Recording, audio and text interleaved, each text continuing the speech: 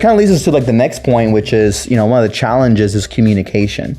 We believe that in order to have a great marriage, you have to set healthy boundaries, and you do that by communicating your needs to your partners. Like the queen of boundaries. So we have a philosophy in our relationship that goes that, hey, it is our responsibility to communicate our needs, and it is our responsibility to be understood. So if I need something from Josie, it is my responsibility to make sure that she understands whatever it is I need her to understand, right? If for some reason she doesn't understand it, then I need to re-clarify. It's always your responsibility to make sure your communication lands with the other person. Mm-hmm. Yes.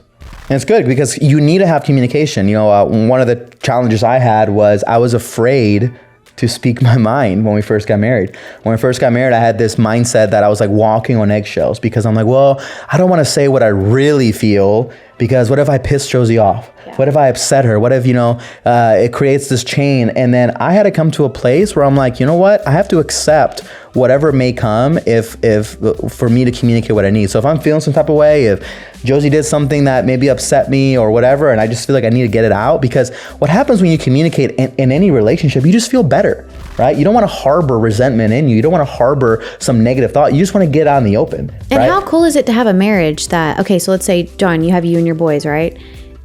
What makes your relationship with your boys, the bromance, so cool? Well, you can tell each other anything. Mm-hmm. So that is really the goal. And it takes time and practice to have that in marriage because it is a different dynamic. Yeah. But like you said, being able to create that relationship where you can say whatever you want to say unapologetically, which I personally think I'm really good at.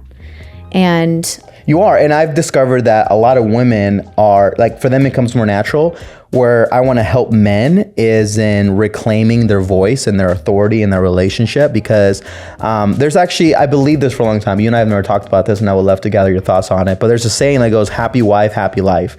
And for a long time, I believed that. And just recently, I heard someone talk about how that is one of the biggest lies in marriage. Because what that is saying is that it is all about the wife. Right. And what that does is it undermines the man. And not that it's, of course, yes, it's about Josie, but it's about both of us, right? It's not only about her. It's also about me, because if I only put her first in everything and I suppress myself, what that does is just, it creates resentment. And I think most men, they're afraid sometimes to speak up. They're like, well, happy wife, happy life. Okay, well, is that really happy? Is that really a happy life? If only your wife is happy and you're not happy, is that really a happy life? Well, that's where the stigma comes in of marriage sucks.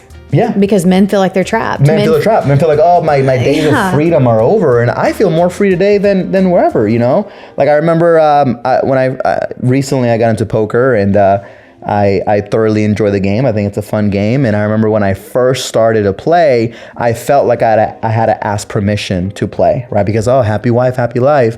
But I realized that I'm like, no, if I feel like that this upsets Josie and I'm not doing it, I'm suppressing something that I enjoy to do, right? And I think most men, sometimes they have some hobby they want to do, whether it's surf or they want to go have a night out with the boys, and they're afraid to speak, or not speak up, but just like express, communicate, hey, this is a need that I have. And if for some reason you're not okay with it, okay, let's talk through it. Yeah, it's not asking for permission. And let's just pause right there. Going back to happy wife, happy life, you hit the nail on the head when you said that's the man's way of saying, as long as she's happy, like I'll do whatever I need to do. I'll cower down. I'll put my emotions on the back burner. I'll put what I want on the back burner as long as she's happy, because I do not have the ass about me to be able to handle her emotions. Yes. So if you find yourself saying that as a man,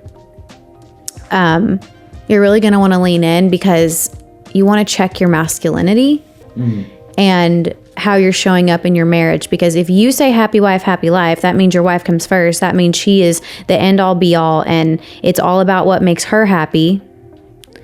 You are giving her the role of the man, which means she's going to act more masculine, which is bitchy, naggy. She's not going to respect you because she's having to step into a role that God does not design her to step into, which is the role of the man. So you need to reclaim your masculinity. It's not happy wife, happy life. It's happy us. Yeah. And once you learn and I'm not saying this because I'm a man, I'm saying it because I've watched us. Once you're able to step into your masculine, you will watch your woman relax into her feminine, be more, what is it? How would you describe the feminine energy? It's just seductive. It's calm. It's playful. It's very playful. When she's in that flirty. It's almost like when she's like wisdom. Almost when she's had like half a glass of wine and she's just like ha ha ha. Like that's what I think of when I think of feminine energy. Yeah. And so many times women cannot relax into their feminine because their man is not stepping up into his masculine. And so this is a conversation that me and John like to talk a lot about, because we live in a freaking world where it's women, and they need to be the man and they need to provide and they need to, and it's hard for a woman to even know what feminine is when she's in a masculine role. Right. And it's hard for men to know what masculine is when he's being treated the way he's being treated in today's world. And I think it's important for us to know what masculine energy is and what feminine energy is. And both of us have both of that, right? I have both masculine and feminine energy, right? Because that's an energy, it's not a gender, right? Same with Josie. And there are moments where Josie needs to step into her masculine, right? Like for example, if I'm traveling for work and she's raising our two sons, right? There might be a moment where she needs to step up into the masculine role to control our two children, right? And then, for example, when I come home, I need to be aware that, okay, maybe Josie's in her masculine, so I can't just expect her to like, you know, I come home and she's all like feminine because she's been in masculine energy for maybe 2-3 days. Yeah, I've been in take control, make shit happen mode all day. Yeah, so then I need to have the understanding of, okay, cool, she's in masculine mode. I need to then come in and maybe take some of that weight off her little by little, right? So that, and give her like a day or so to reset, to kind of come back to that feminine energy, because Josie, and I would say most women, if not all women, they want to be in their feminine energy, right? And men, same with men, right? Men want to be in their masculine energy, right? I think men, we are wired to be hunters. We're wired to be providers, right? We're wired to, that's why, you know, genetically, we are biologically stronger than women, right? Because that's what we were wired. That's how our creator made us, right? To be protector of the woman. That's not to say that the woman can protect herself. Of course she can. If it came down to it, Josie would 1000% be able to protect herself, right? But I still have to also understand that it is my role to create that overall in our relationship. So there's this great book called The Masculine in Relationship. I would recommend all men to read that book. It just talks about understanding masculine and feminine energy and knowing what women crave. Like, for example, you know, would you say that you crave security from me? Yes. Would you say you crave the ability for me to be able to handle your emotions? Yes. Right? Like that's what masculine energy is, right? It's a masculine energy creates security, and that's of course physical security, that's financial security, that's emotional security. You know, also a masculine energy can handle her emotions, right? So meaning when she's stressed out, I need to be able to handle that. And let's give the guys a practical statement that you have used when I get upset or I have big emotions, and that is, and guys, you can use this. Watch your woman shift when you get home. You've said, I can handle your emotions. Like, and most of the time that's just what a woman, it's kind of confusing at first because you're like, what? But no, I can handle your emotions. Like whatever you're about to throw at me, crazy woman, I can handle you. Yeah.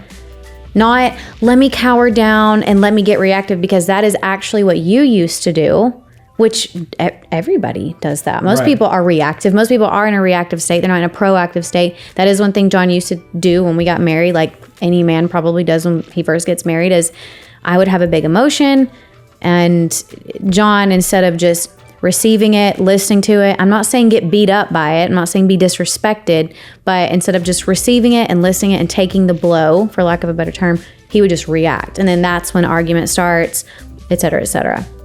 Yeah, and when both of us are seeing red, nothing's gonna come out of it, right? And the masculine energy is an individual who can handle, right, if she's emotional or she's stressed out for whatever reason, right? It's something that upset her, right? To be able to kind of be more neutral, right? Just to hey, cool, I'm going to hear you out. I'm going to create a space where you can vent. I'm going to create a space where you can say what you want to say, and I'm not going to take it personal, even though it's hard not that's to. a big one. Not taking things personal. And that's hard. My gosh. It's very hard Yeah, to it's not take hard. it personal because, we're emotional creatures. And, you said something about like, yes, I would get reactive. And that's because all humans were wired for self-preservation, right? When we see a threat, we automatically are like, cool, I got to defend myself, right? Survival of the fittest, And so our minds interpret an argument the same way, right? We see it as a threat. We see it as, hey, someone's coming at me. Sure, they're not coming at me with like a knife or teeth or whatever, but they're coming at me. So naturally you need to condition your mind to be like, no, I'm not going to get reactive. I'm going to create a space where I can listen,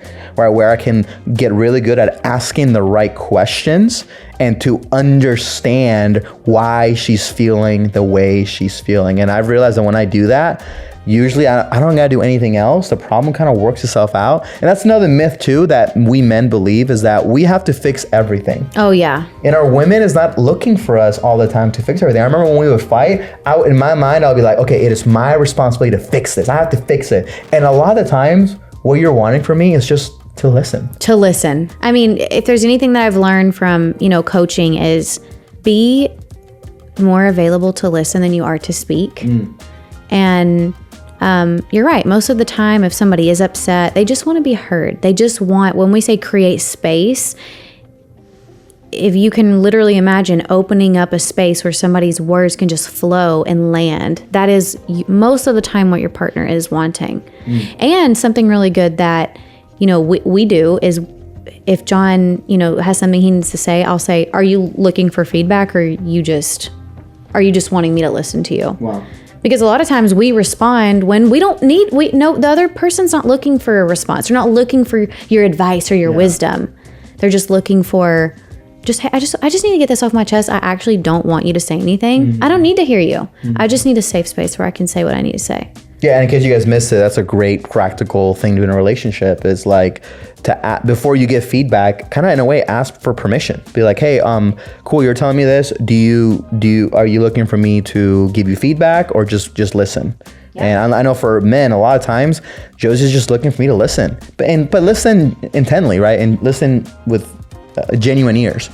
I had a friend call me the other day, and Josie was with me, and his opening statement was, hey, are you open for feedback right now? And I love that. I thought that was cool. Instead of him right away giving me feedback about whatever, and because if he doesn't do that, what happens is we can interpret it as they're coming at me. And although he's not, right? It's just we that's how we interpret it. But if he says, hey, are you open for feedback? And I say yes, I now no longer have the right to get upset because I just gave him permission to give me feedback. Same thing in a relationship, right? If I see something in Josie, right, instead of just coming at her right away, I can kind of start with like, hey babe, are you open to some feedback right now? And if I say no, then I have to respect that and be patient and maybe wait for another opportunity. Right, because how much sense does it make if John throws his socks in the living room floor every day?